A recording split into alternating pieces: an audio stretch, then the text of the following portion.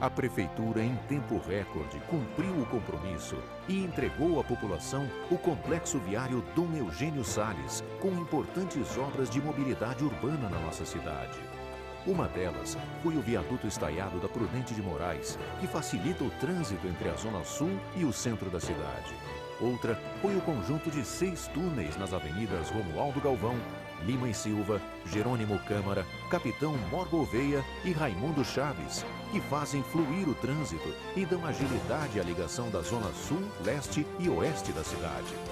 Isso sem falar nas 2 novas passarelas para pedestres e do novo viaduto da BR-101, que melhora o fluxo dos ônibus e o acesso à marginal da BR. Em Natal, o trânsito já melhorou. A sua qualidade de vida também. Prefeitura do Natal, a nossa cidade.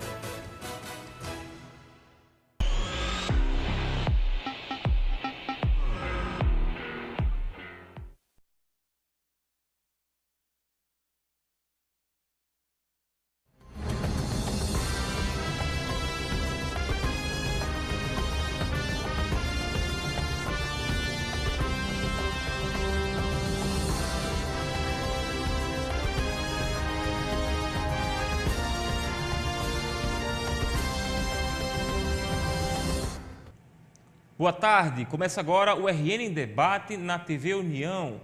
A política de segurança pública do governo do estado tem alcançado resultados expressivos nos últimos meses, graças a ações implementadas durante a atual gestão.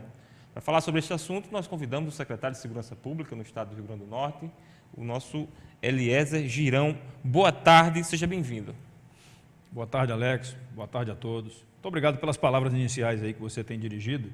Mas nós sabemos que ainda falta muito, porque nós queremos que o cidadão potiguar e aqueles que nos visitam, que eles saiam às ruas com tranquilidade, com certeza de que a sua segurança não será afetada. Vamos falar sobre todos esses itens. Quais as ações educativas que a Secretaria vem promovendo para coibir a criminalidade no Rio Grande do Norte? Nós procuramos atuar junto às comunidades. Os conselhos comunitários foram criados. Estamos forçando para que eles possam atuar junto à população, junto às suas comunidades e junto às famílias. Então, veja só, a estratégia nossa é começar atuando na base, que é a família. Família, comunidade, as associações e entidades religiosas, e a partir daí nós podermos atuar nas causas da violência. Nós precisamos trabalhar, e eu convoco a sociedade potiguar para nós discutirmos isso daí agora no mês de novembro, por meio de um seminário que vamos organizar em parceria com a Universidade Federal, com a Associação dos Diplomados da Escola Superior de Guerra, para nós discutirmos as raízes da violência. Exatamente isso daí é o foco na prevenção. É claro que nós fizemos também algumas medidas repressivas, mudando a estratégia de policiamento, tanto da Polícia Militar quanto do trabalho da Polícia Civil, e com isso eu fico feliz de que os números hoje já são números que reverteram aquela tendência de alta que tivemos logo após a Copa, durante e logo após a Copa do Mundo. Perfeito. O senhor fala de um debate em que vai se discutir as raízes da criminalidade. A criminologia é um ramo da ciência que tenta explicar as razões. Como é que estamos aqui no Rio Grande do Norte em termos de análise criminológica? Temos dados concretos, temos informações confiáveis? É possível se fazer uma efetiva análise sobre a nossa realidade? Exatamente, Alex. E cada cidadão que quiser hoje pode abrir e ver os números que representam isso que se chama de violência no estado do Rio Grande do Norte, que na verdade é uma realidade, infelizmente, que pertence ao Brasil. O nosso sonho, como dizia aí Martin Luther King, eu tenho um sonho, né? Cada um de nós deve ter um sonho de que nós vivamos numa sociedade sem violência, uma sociedade que irmão não mate o irmão, como aconteceu aí antes de ontem, numa cidade aqui do interior do Rio Grande do Norte. Então nós sonhamos que a sociedade possa viver sem a violência e que a presença da polícia junto às comunidades seja somente uma presença de proteção e de apoio para situações de emergência e não para coibir a criminalidade ou coibir o que está acontecendo. Então nós estamos com a página da Secretaria na internet, defesasocial.rn.gov.br, com todos os dados estatísticos que nós temos coletados em relação aos números que representam a violência que são números usados por todos os demais estados do Brasil. Então, esses números estão colocados na nossa página e a gente espera que a gente possa, com isso, ajudar as pessoas também a nos ajudarem a combater. O que é que esses números, desculpe, secretário, o que é que esses números eles já mostram antecipadamente em termos da nossa realidade criminal aqui no Rio Grande do Norte? Olha, infelizmente, esses números mostram que a quantidade de drogas circulando no estado aumentou bastante. Aumentaram as apreensões porque aumentou a quantidade de drogas em circulação. Segundo, esses números mostram um grande envolvimento de jovens, quase que duplicou a participação de jovens no crime, principalmente entre aquela faixa etária de 14 a 17 anos. Um outro aspecto altamente negativo foi que a apreensão de armas foi quase 3 vezes maior do que aconteceu no ano passado. Então, significa que as pessoas estão tendo mais acesso de forma ilegal à arma de fogo. E é importante que a gente diga que as famílias podem nos ajudar nesse sentido, usando o seu papel pátrio, né, o poder pátrio de impedir que os filhos andem armados dentro de casa, ou denunciando isso daí no 181, que é o telefone do Disque Denúncia. O Disque Denúncia tem sido uma ferramenta fundamental para o nosso trabalho de inteligência policial e as denúncias pelo Disque Denúncia, elas quase que triplicaram em pouco mais de 2 meses. Então, isso graças a um trabalho de divulgação do Disque Denúncia. Isso, é o número 181, a ligação é gratuita, a pessoa não precisa se identificar, é só dizer o que ela está observando de errado em volta dela, ou perto da residência, ou por onde ela passou, que a polícia vai fazer uma investigação. Eu recebo diariamente, é bom que o cidadão e a cidadã, que eles saibam disso daí. O secretário recebe todo dia o Disque Denúncia e trabalha esses números do Disque Denúncia junto com o pessoal da inteligência, junto com a Polícia Civil e a Polícia Militar, para nos contrapormos. Tem ações do Disque Denúncia que estão acontecendo quase que online. A denúncia chega no operador do Disque Denúncia, na operadora, automaticamente o responsável pelo setor já passa isso daí para a Polícia Militar ou para a Polícia Civil, para que a abordagem seja feita de imediato. Então, isso é muito bom. Perfeito. Secretário, nos últimos meses a Grande Natal passou por uma série de assaltos aos transportes coletivos, resultando até em uma paralisação da categoria. Quais as ações que foram tomadas pela Secretaria e quais os resultados? Olha, nós iniciamos a estratégia com uma reunião. Até fomos mal falados e mal interpretados em relação a isso daí, mas você tem que chamar todos os atores que participam do problema para que a solução seja de forma conjunta. Então, existem algumas demandas ainda que não foram adotadas, que a gente está cobrando agora, que é exatamente a melhoria do sistema de vigilância interna nos ônibus, a retirada do dinheiro em circulação de dentro dos ônibus, porque o assaltante que entra no ônibus para poder roubar dinheiro ali, ele leva muito pouco. Já pouco se usa o dinheiro de papel, é mais o dinheiro de plástico, que não tem valor para ninguém.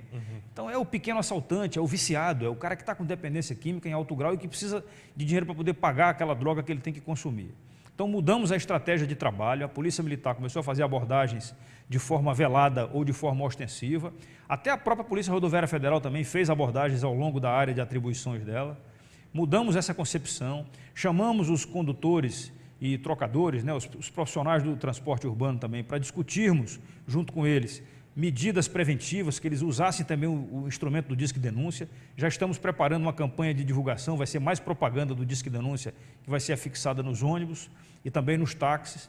E com isso, nós fizemos um trabalho de inteligência e a Polícia Civil prendeu muitos dos principais autores desses assaltos. Ainda existem alguns assaltos, infelizmente, nós precisamos agir exatamente nisso daí, evitar que o dependente químico, que o ladrão de fundo de quintal, que ele volte a atuar em função disso daí. Mas esses números nos mostram que nós conseguimos, com a estratégia adotada, reduzir em mais de 50% agora. Os próprios sindicalistas ligados ao transporte urbano já afirmaram isso na imprensa. Isso nos deixa felizes, mas não nos deixa deitado em berço esplêndido.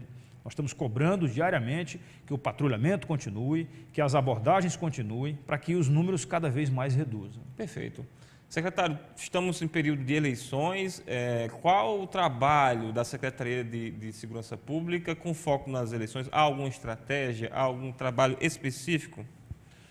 Olha, nós montamos para já... garantir a segurança no pleito, né? Nós já participamos de algumas reuniões com o Tribunal Regional Eleitoral, desembargador Vigílio, desembargadora Zeneide, e estamos com o planejamento praticamente já fechado Amanhã nós temos uma última reunião de planejamento ainda para abordar com a Polícia Civil, Polícia Militar e o Corpo de Bombeiros quais são as ações específicas que eles vão adotar. Estaremos com o Centro Integrado de Comando e Controle Regional ativado desde sábado. Por quê? Porque desde o dia 3, a Polícia Militar já vai estar recebendo as urnas e fazendo a guarda das urnas. Estaremos com a Polícia Militar atuando nos 167 municípios do estado, inclusive naqueles 37 que estarão contando com a participação também das tropas da 7ª Brigada de Infantaria Motorizada, que foi convocada para fazer parte também da segurança das eleições. Então já estamos afinando toda essa parte de planejamento e a parte operacional para que a segurança das eleições seja a mais perfeita possível. Gostaria de deixar talvez uma mensagem em relação ao cidadão, né? Pois não, secretário, pode falar. Que uma mensagem preventiva, que nós não nos exponham, não se exponham, não aceitem a provocação para irem cometer algum tipo de crime eleitoral. Vamos fazer um dia 5 de outubro como um dia de pessoas adultas e não como se fosse o dia 12 de outubro, que é o dia das crianças, tá certo? E porque nós precisamos que o nosso país seja um país que celebre sempre o dia 7 de setembro, que é o dia da independência, e não que a gente fique celebrando só o 1º de abril, tá certo? A gente não quer mentira, a gente não queremos a violência, nós queremos é que a sociedade possa se beneficiar dessa liberdade democrática que a gente está tendo no Brasil. Perfeito. Visando o futuro, em que o novo governador do Rio Grande do Norte, ou governadora, temos uma candidata, deve focar para ter resultados na área de segurança pública? Olha, a gestão tem que cada vez mais ser integrada. Nós estamos fazendo uma gestão integrada, mas ela tem que ser cada vez mais fortalecida em termos de integrada. E a integração não é somente com os órgãos do Estado. Nós precisamos estar integrados com os órgãos dos municípios também. Os municípios têm que montar suas guardas municipais, os seus elementos de segurança municipal. Ontem estive em Mossoró lá com o prefeito Francisco e soube dele que ele já praticamente aumentou em mais 1/3 a guarda municipal de Mossoró. Então são ações desse sentido que nós precisamos para os demais municípios do estado. Então eu falei na ação integrada, nós estamos aumentando a parte de investimentos tecnológicos com esse vídeo monitoramento sendo espalhado para todo o estado do Rio Grande do Norte, não somente para a região metropolitana, Grande Natal. Nós precisamos também de mais efetivos. Então nós precisamos de uma política de recomposição dos efetivos da Polícia Militar, da Polícia Civil principalmente, do Corpo de Bombeiros, e precisamos de mais recurso.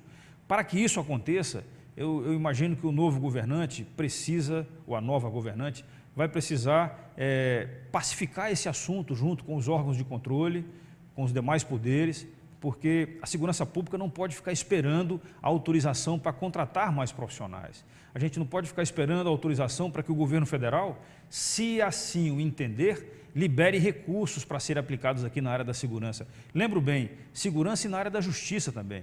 Porque não adianta a polícia fazer como nós fizemos agora no mês de agosto, setembro, nós prendemos quase que 3 vezes mais o número de pessoas que era presa nos meses anteriores. Vamos botar esse pessoal onde? Esse pessoal vai fazer o quê?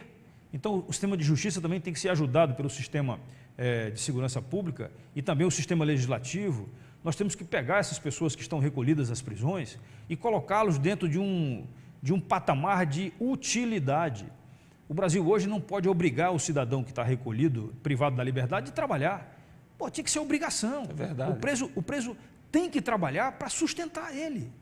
Tá certo? O Estado não tem que sustentar plenamente o cidadão que está privado de liberdade. Ele tem que trabalhar porque com isso ele se sente mais útil, ele vai se ressocializar, ele vai aprender talvez uma nova profissão, vai aprender que existem opções na vida, se ele não teve antes, que ele tem opção na vida, ele tem a possibilidade. Eu tive uma convivência de 1 ano e pouco com o setor prisional no outro estado do país, e lá eu pude mostrar para algumas pessoas que elas tinham como desenvolver habilidades manuais, até habilidades intelectuais também.